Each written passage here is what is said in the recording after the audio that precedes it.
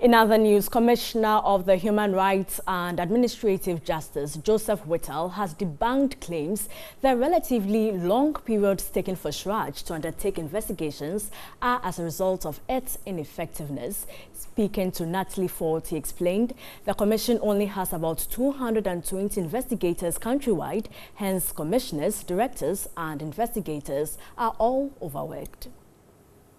The functions of the Commission on Human Rights and Administrative Justice are to investigate complaints of violations of fundamental rights and freedoms, injustice, corruption, abuse of power, and unfair treatment of any person by a public officer in the exercise of its official duties. Many have raised concerns over long periods taken for the Commission to carry out investigations. The Shraj Commissioner, Joseph Whittle, believes Shraj has been conveniently ignored, despite its huge mandate. You're talking about putting a single-purpose vehicle like this commission, which is at one time the National Human Rights Institution of Ghana, the Public Services Ombudsman of Ghana, and also having anti-corruption and integrity mandates together in one single-purpose vehicle. But you finance it as if it's just one. That cannot be. Something will have to give, and that is why you aren't seeing as much as you should. Shraj has a total staff capacity of 772 employees, with offices set up in all the 10 regions, with 220 investigators, which is insufficient. We need human resource. We need equipment to operate.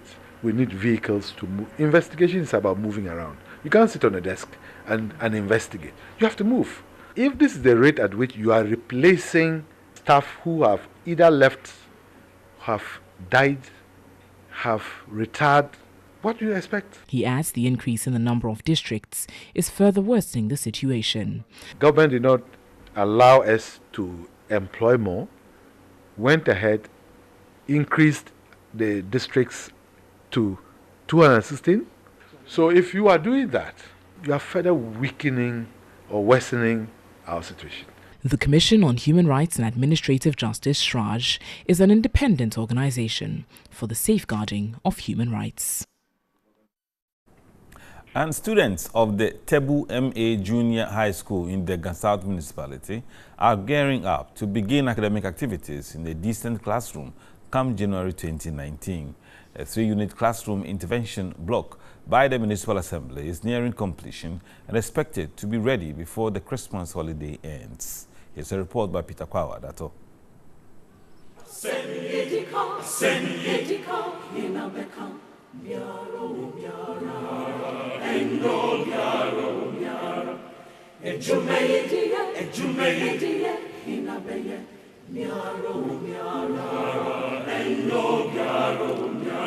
This was the situation at the Tebu MA Basic Schools when we first visited them, the only facility serving the settler farming community in May 2017. Academic activities in the junior high school was at the mercy of the weather because their classrooms had collapsed years earlier. Furniture was another serious challenge for the school. Kitchen stools and plastic chairs were the only option available. Our visit coincided with their end-of-term examination.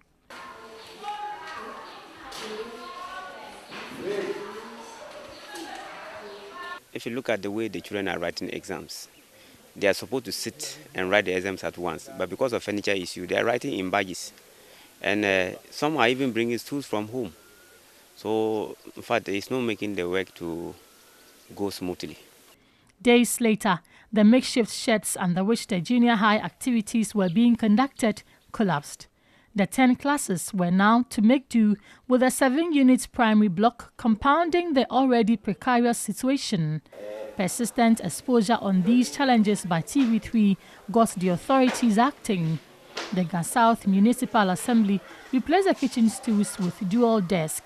But for the primary, when the TV3 people came in, it has been solved by Honorable Stephen Nyani, the municipal chief executive. He supplied most of the desks for them. Construction of the junior high school block got underway in October 2018.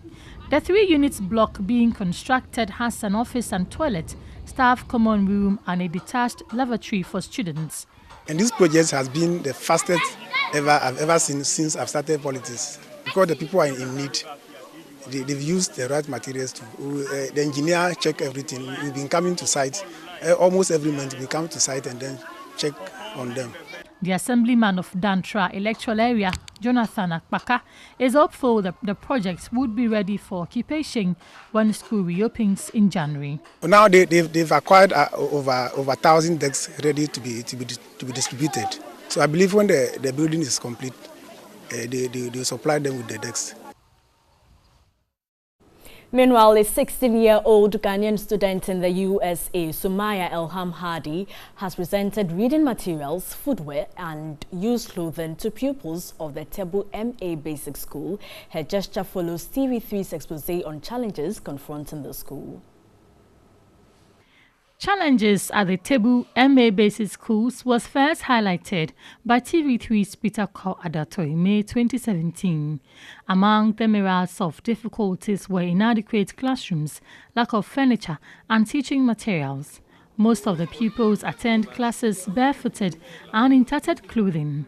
Having watched some of the stories on the internet, a 16-year-old Ghanaian student at the Vestal High School in upstate New York, USA, Sumaya Elham Hadi, was touched. She decided to respond to the appeal and asked for assistance from her principal and schoolmates. Some of the students donated some things towards this thing, and they sent them here for us to donate to the school. So basically, she saw it and she realized that these things are necessities for students to be able to progress in school. For the things not to be accessible for these people here, she was really sad, and she realized that there's something must be done and she can do something to help them. To Sumaya, everyone deserves to have a chance to learn in a healthy environment. That privilege, she insisted, should not be determined by social status or economy. Sumaya Elham Hadi is proud to have directly helped the student in the Tebu MA Basic School. She says everyone must persevere to create a change. Thank you, Sumaya. We need more Sumayas. Still on education, the Aguna Asafo AME Zion Basic School in the Central Region now has a new 6-unit classroom block. This follows TV3's mission report about the poor state of the school. Lucia Yamila has filed this report. The Aguna Asafo AME Zion Basic School, since its establishment in 1978, has not undergone major rehabilitation. Students and teachers were unable to sit in class whenever it rained due to leaky roofs. The walls of the school had developed cracks, posing danger to pupils and teachers. Due to limited classrooms, authorities were compelled to use the school's kitchen as the kindergarten block. Access to furniture was also a problem, as some students had to devise ways of making a seat to write examinations. In 2016 and 2017, TV3 reported on the risk the structure posed to the pupils and teachers of junior high school. This prompted the Minister of State in charge of tertiary education, Professor Kwesi Nyanka, who hails from the Aguna East District, to facilitate the construction of a new 6-unit classroom block. With the completion of the project, academic work and enrollment would be promoted as students and staff would study in comforts. At a ceremony to commission the block, Professor Kwesi Nyanka reiterated government's commitment to make education accessible to all Ghanaians. Government has made basic education, which includes kindergarten, free. Ghanaians must not bring back the NDC government to ruin or cancel the free senior high school program. Retain the NPP government to continue with the good works in education.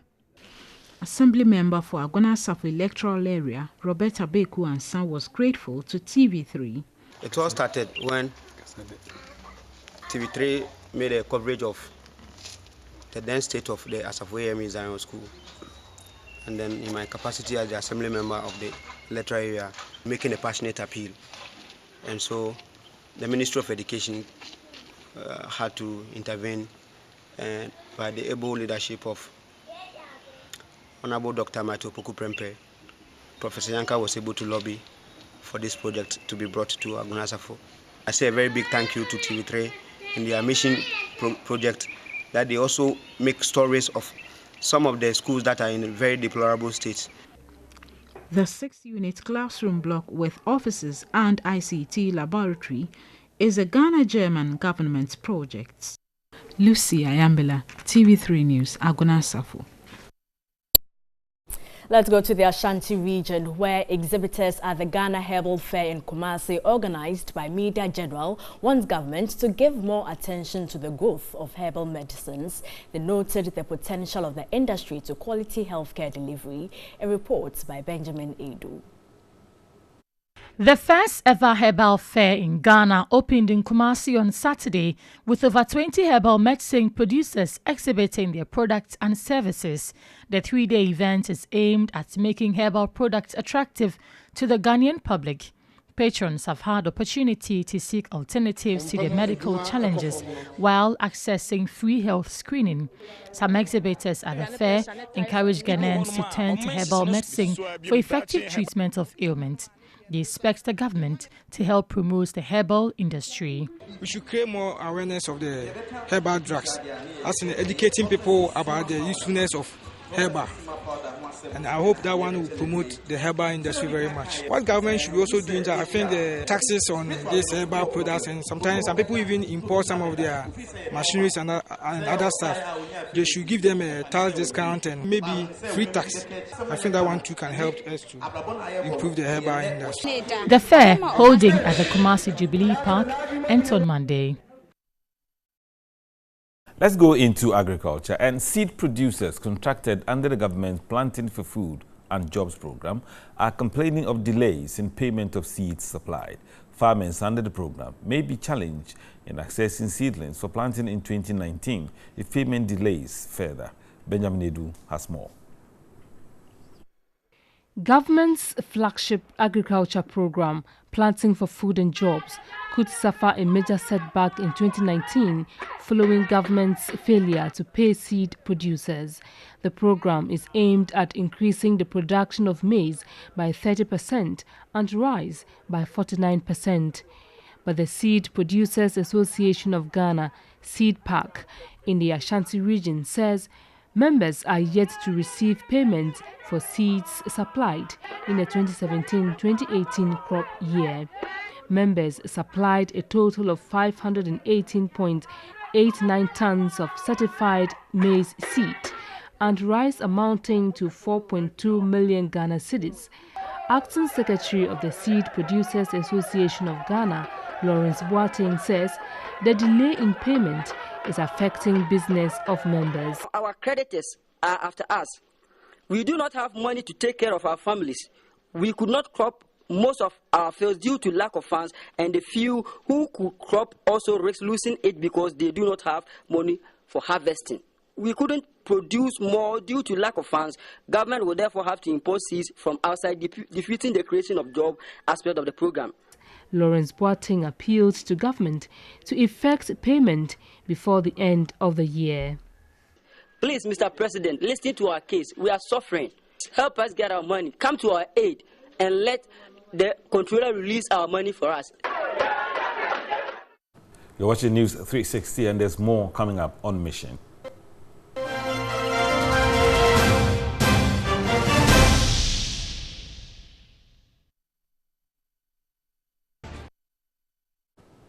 Hello again, it's now time for Mission, and this program is brought to you by Star Ghana with funding from UK Aid, Danida and the EU. Let's go to the Ashanti region, where health authorities at the Kumewu Polyclinic in the Setre Kumewu district say inadequate space at the only public health facility as the main hindrance to smooth operations. Bright Nana Amfo reports the facility is forced to operate as a district hospital, impacting negatively on quality health care. Over 68,000 people served by a polyclinic. In fact, hundreds from Setra front plains also come here for care. The district has no district hospital. Space is a challenge. Currently, we talk about OPD, we see an average of 60 to 70. Even that number is increasing by the day. I must say that this is the biggest facility in this district. And aside the fact that we are taking care of people in the district, we also see a lot of patients from our neighboring districts, especially Central Franklins, because over there they don't have any district hospital. So virtually all their complicated cases are referred here as a first point of call. The facility luckily has a doctor and 2 physician assistants, good enough number to take care of patients. But operations are disrupted due to space. There are times that we even have to move maternal cases to general ward and vice versa because we don't have space. The general site, we have about 15 beds. If you go around, you see that we've put some interim measures in place where we've put some beds on the corridor just to take care of the numbers. So space is a major issue. Though some other critical health staff are in short supply, space is the critical issue health staff are grappling with. Some hope has however been offered. The District Assembly has stepped in and a 40-bed ward is under construction. This will ease the burden on the shoulders of healthcare workers. Health staff are praying for its early completion. Apart from space, inadequate staff continue to put pressure on those at post. Staff refuse to accept postings to this place. So the few that we have around, we motivate them through words of encouragement and other means of encouragement. So we are getting the positive aspect from them. Looking at the patients we see, Kumawu has a district population of about 79,000 and over, plus that of Central Franklin, which is around 44,000. So if you do the math, you can see. So we have a few nurses to work with, especially 2 people on duty is quite challenging. By its status as a district hospital, the facility has to run 24 hours. But this is a challenge. Kumawu Polyclinic is having hospital level C status. That means they do inpatient care and they'll have to run 24/7 services. At any point in time, all the category of staff that you have, you should be able to have them divided into 3 to be able to meet that rotation. So for instance, you have midwives, 5. You may say 5 is okay, but if you look at the work they will have to do, 1 may be on leave or off, below 4, 1 will be in the morning, 1 will be in the afternoon, 1 will be in the night. So it means that you have no backup. The Health Directorate hopes to get some support from central government in dealing with this. We are getting support from government on the NAPCO. Some staff have been sent there, so realness, I think 6 have been sent there. And then the other category like the Enterprise Ghana, Revenue Ghana, will go and observe that clerical area of service that professionals will have to spare time to do.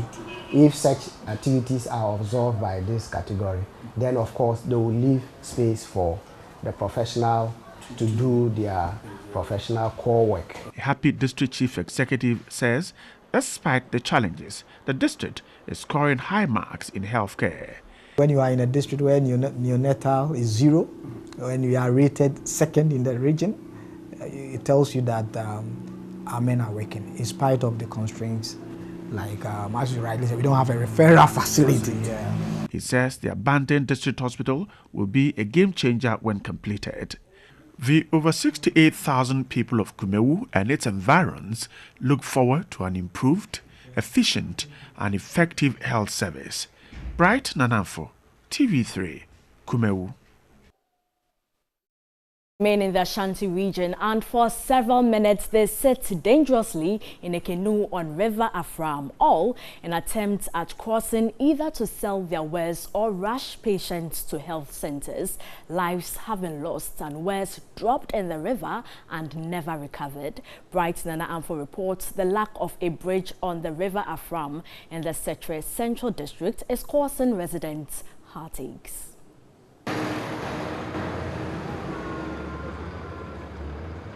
The Secretariat Central District has over 150 communities.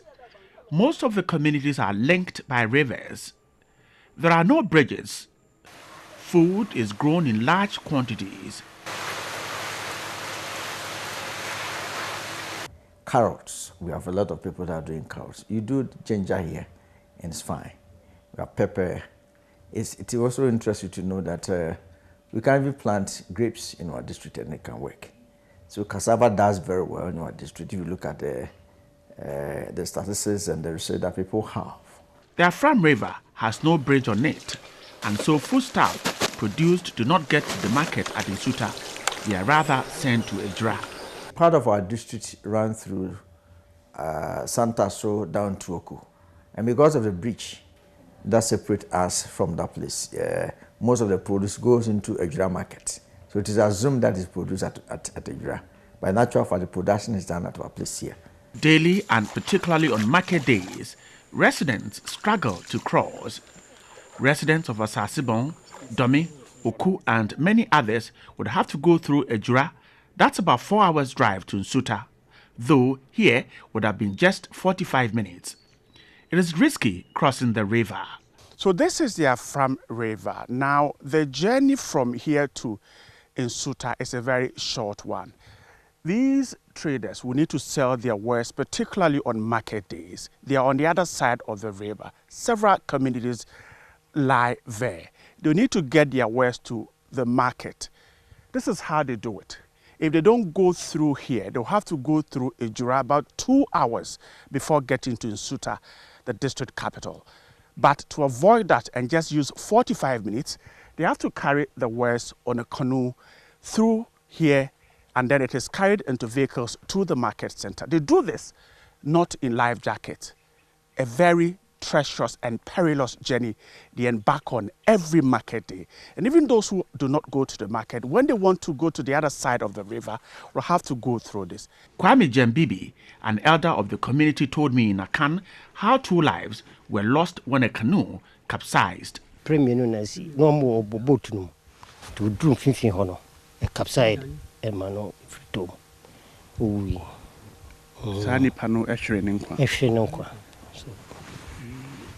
Nature say a pa and a mumwa. I want to take a sepa. Take a sepa. Na titru omo niema cotton sutano. Drew Brebia Sunajiri Pana or Multimi. Uncle, ye niema a cotton, intiming uncle.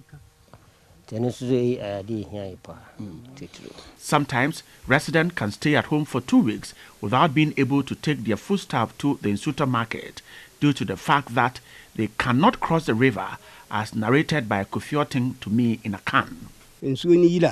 Na yesucha na yedin okwanye nam so yebetwe nsuo no na na odin ma ye yenya ehye no kura titru ba se ehye na sai kura. The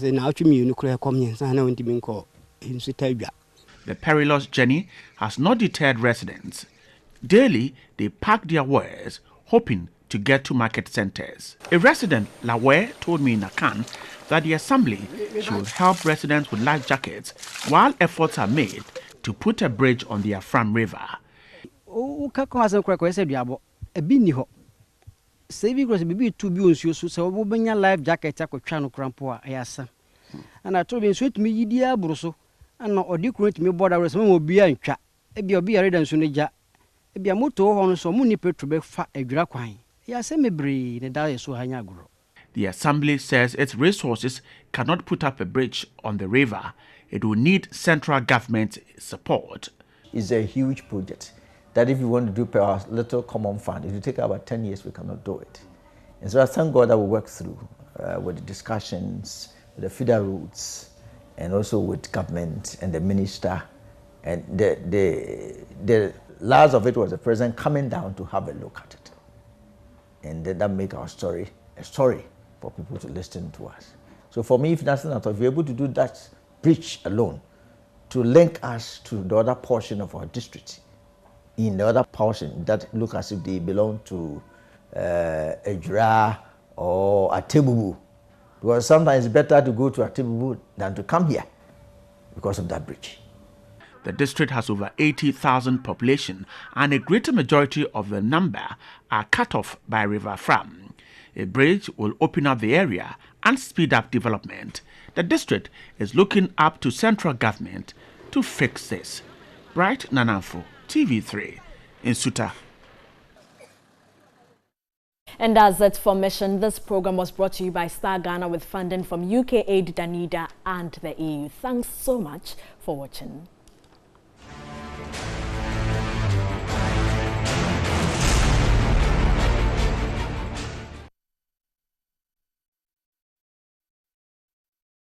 Now let's do some more stories. The overlord of the Kwembe traditional area of the proposed Savannah region, Dari Bismarck Haruna Babanya, has called on all residents of Gonjaland to come out in their numbers to vote yes for the Savannah region. He said the yes votes will not only make the dream of getting the region possible, but will also bring enormous development to Gonjaland.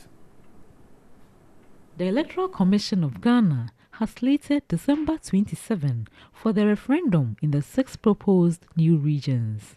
Ahead of this, the Commission has come out with the colors on the ballot paper for the referendum, which are yellow for yes votes and light brown for no.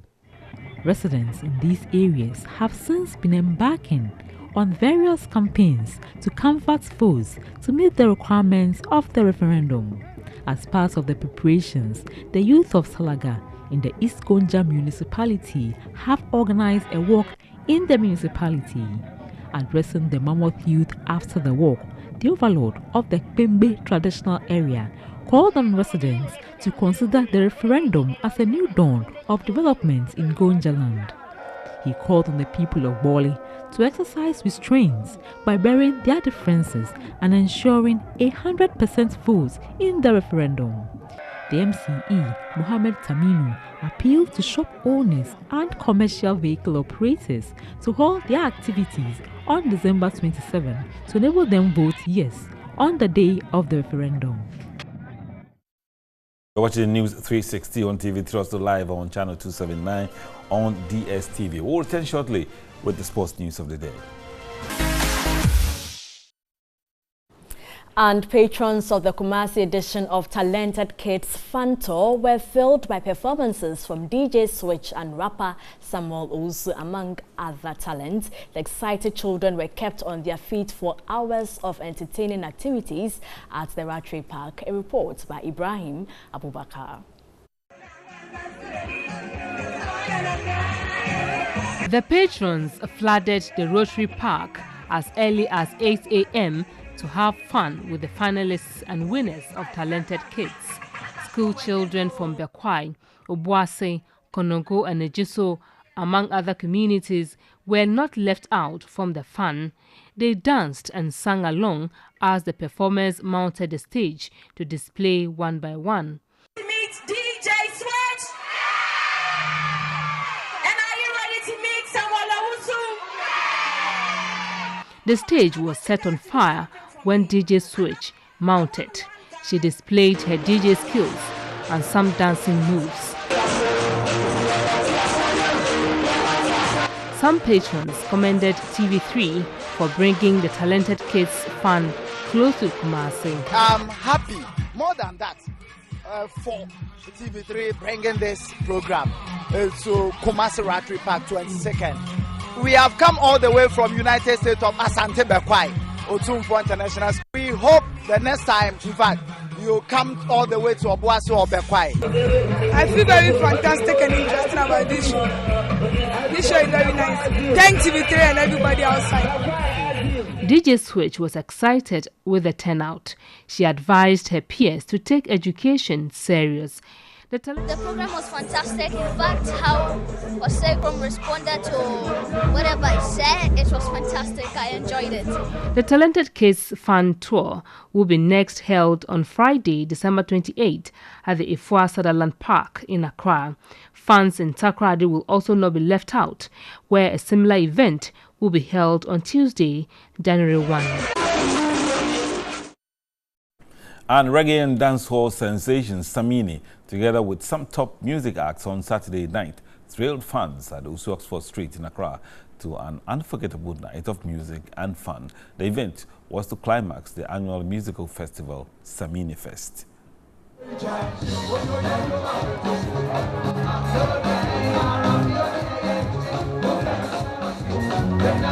It was a big night on Saturday, December 22, for reggae and dancehall lovers who thronged the streets of Osu to witness yet another historic performance from Samini. The mega concert was to climax the artist's new reggae album, Untamed. The day also doubles as Samini's birthday.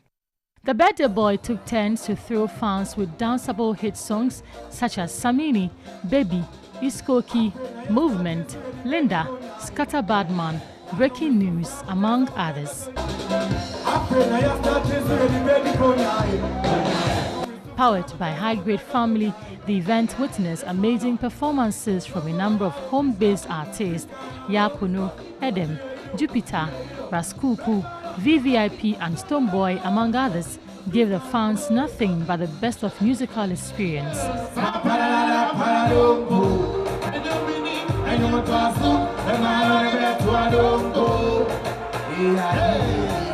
2015 Grammy Awards nominee Rocky Dawuni was also present. We'll be jamming today, so say it's love from Rasta in Ghana. We're stopping all the suffering in Ghana. Tonight is all about Samini.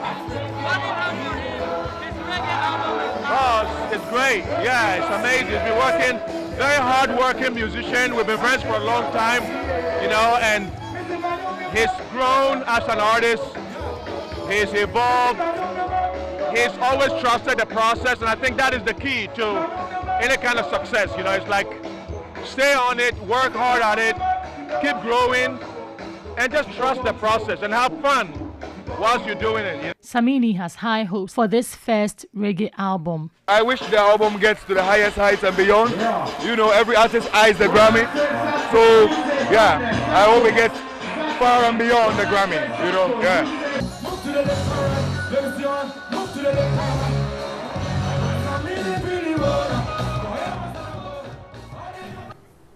No doubt, one of Ghana's best reggae acts, Sami, there. And that tells you the Christmas holidays are just upon us. And beginning from tomorrow, not a holiday though, but I haven't rehearsed any good song to sing for you. So never mind, Portia and I will rehearse one. And next weekend we'll sing something for you for the new year. My name is Issa Moni. Thanks for watching News 360. And I am Portia Gabo. Coming up as celebrations.